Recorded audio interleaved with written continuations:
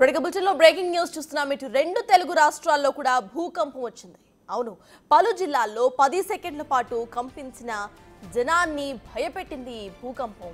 తెలంగాణలోని హైదరాబాద్, వరంగల్, ఖమ్మం, భద్రాద్రి, మనుగూరులో, నల్గొండలో 10 సెకండ్ల పాటు భూమి కంపించింది. అయితే గోదావరి తీరం వెంబడి భూమి కంపించినట్లుగా తెలుస్తోంది. 20 ఏళ్ల తర్వాత తెలంగాణలో ఏర్పడిన అతిపెద్ద భూకంపం ఇదే అంటున్నారు నిపుణులు. ఈ హఠాత్ పరిణామంతో జనం ఇళ్ల నుంచి బయటకు పరుగులు తీశారు. ఇక కృష్ణా జిల్లాలోని గంపలగూడెం, పాత తిరువూరులో కూడా కొన్ని సెకండ్ల పాటు భూమి కంపించింది. రెక్టార్ స్కేల్ పై దీని తీవ్రత 5.3గా తెలుస్తోంది.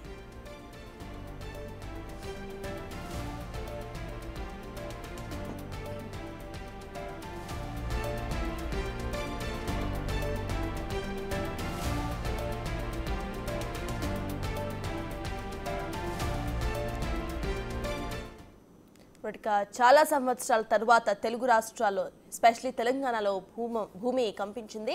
10 సెకండ్ల పాటు కొన్ని ప్రాంతాల్లో అయితే భూమి కంపించింది. ఇదే అంశంపై పూర్తి డీటెయిల్స్ ను డాక్టర్ శ్రీనిజేష్, సీనియర్ శాస్త్రవేత్త, మనకు మాట్లాడడానికి రిటైర్డ్ సీనియర్ శాస్త్రవేత్త మనతో మాట్లాడడానికి రెడీగా ఉన్నారు. అయితే నమస్తే అండి. అయితే జనరల్లీ మనం చూస్తే తెలంగాణలో చాలా ఏళ్ల తర్వాత భూమి కంపించింది. అసలు దీనికి రీజన్స్ ఏమై ఉండొచ్చు అనుకోవచ్చండి? చాలా ఏళ్లు కాదండి, 2021లో మనకి పులిచింతల ప్రాజెక్ట్ దగ్గర ఒక 4.8 మాగ్నిట్యూడ్ వచ్చింది జనవరి 26. ఈ ప్రస్తుతం వచ్చిన భూకంపం ఏదైతే ఉందో దాని కేంద్రం ములుగు డిస్ట్రిక్ట్ లో మేడారంకి చుట్టుపక్కల. ఇది నేషనల్ సెంటర్ ఫర్ సైస్మాలజీ వాళ్ళు ఢిల్లీ నుంచి ఈ కేంద్రం గుర్తించారు. దీని మాగ్నిట్యూడ్ 5.3.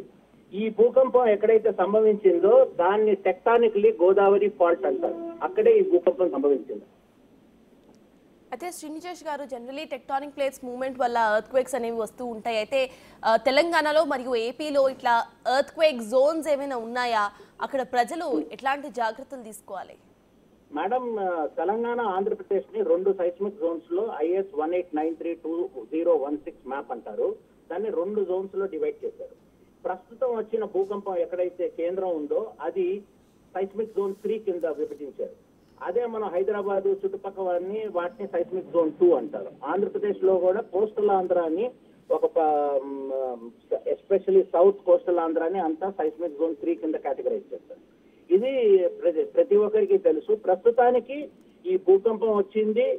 ఇది మోడరేట్ సైజ్ మాగ్నిట్యూడ్ కన్నా తక్కువ. ఈ భూకంపాలు మనకి ఆ ఏరియాలో మనకి భద్రాచలం ఎర్త్క్వేక్ 1969 జూన్ లో వచ్చింది. దాని మాగ్నిట్యూడ్ కూడా సుమారుగా ఇదే మాగ్నిట్యూడ్ వచ్చింది. సో నాట్ దట్ ఈ ఏరియాలో మనకి ముందర భూకంపాలు రాలేదు. కనుక ఇక్కడ నిరంతరం నాకు తెలిసినంత మటుకు నేషనల్ సెంటర్ ఫర్ సైస్మాలజీ న్యూఢిల్లీ వాళ్ళు భూకంప స్టేషన్స్ తో ఎక్కడెక్కడ భూకంపాలు సంభవిస్తూ ఉంటాయో అవి రికార్డ్ చేస్తూ ఉంటారు.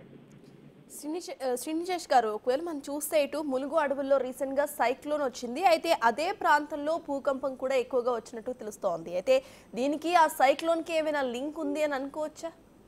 లేదమ్మా, అది ఉపరితలం నుంచి వచ్చింది సైక్లోన్. ఈ భూకంపాలు సంభవించేవి 10 నుంచి 30 కిలోమీటర్ల లోతులో సంభవిస్తాయి.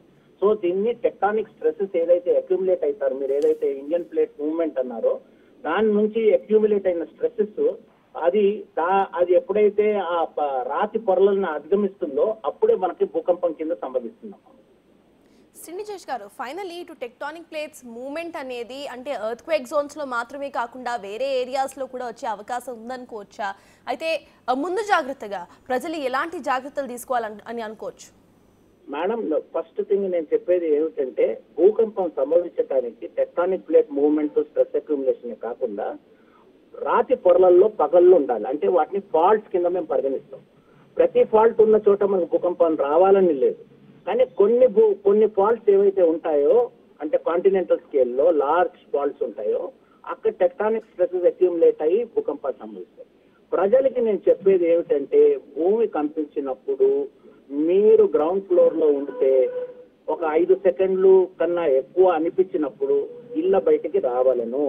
లేకపోతే మీరు హైయర్ ఫ్లోర్స్ లో ఉన్నప్పుడు 10th floor, 8th floor, 7th floor లో ఉన్నప్పుడు మీరు బయటికి రాలేరు.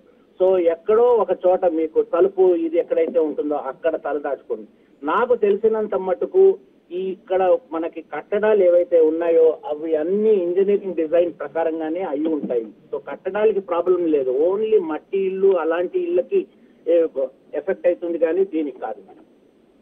శ్రీనిచేష్ గారు, జనరలీ ఎర్త్ క్వేక్స్ వచ్చినప్పుడు ఇందాక మీరు చెప్పినట్టు ఇళ్ల నుండి బయటికి వచ్చేయడం లేకపోతే ఖాళీ స్థలాల్లోకి రావాలి అని అంటారు. అయితే చిన్న చిన్న గల్లీలు కూడా ఉంటాయి, అక్కడ కూడా ఇల్లులు ఉంటాయి. సో వాళ్ళు ఎటువంటి జాగ్రత్తలు తీసుకోవాలి అంటే వాళ్ళకి వాళ్ళు మటుకు వాళ్ళ ఇళ్లలోనే ఉండటం బెటర్ మేడం. ఎందుకంటే కట్టడాలు ఎలా కట్టారో మనకి తెలియవు. సో అవి ఇట్లాంటి కానీ మేడం ఒక్కటి, భూకంపం సంభవించింది మనకు ఒక 200 కిలోమీటర్ల దూరంలో. అక్కడి నుంచి ఇక్కడికి ఎప్పుడైతే సైస్మిక్ తరంగాలు ఉంటాయో అవి వచ్చేటప్పటికి వాటి ఎనర్జీ తగ్గిపోతుంది. సో మనం దాని గురించి భయపడే అవసరం లేదు. ఎపిసెంటర్ జోన్ లో ఏమైందో చూడాలి మేడం. ప్రస్తుతానికి ఇది చాలా స్కెచీ ఇన్ఫర్మేషన్ మనకి ఇప్పుడు, ఎందుకంటే భూకంపం సంభవించి 7:27కి అది భూకంపం సంభవించింది. ఇంకా ఇన్ఫర్మేషన్ రావాలి. Thank you madam. Right, thank you శ్రీనిచేష్ గారు.